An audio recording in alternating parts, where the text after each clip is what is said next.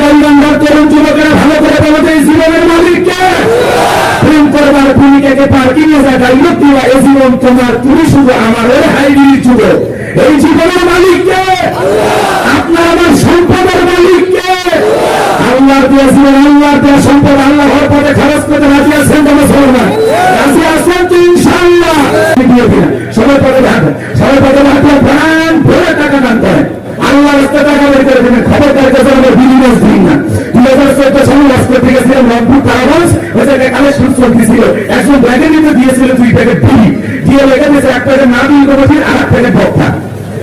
কত বড় দুষ্ট চিন্তা করে, এরকম দুষ্ট মেতে হবে না। সবাই পথে হাত দেওয়ার ব্যবস্থা টাকা দেবে। ছেলে পেলে যারা আছো স্বেচ্ছাসেবক, যাদেরকে দায়িত্ব দেওয়া আছে, এক নিয়ে রোমানিয়ে ছাড়ো নিয়ে যার কাছে যা আছে তাই নিয়ে মাঠে নামো, খেলা হবে।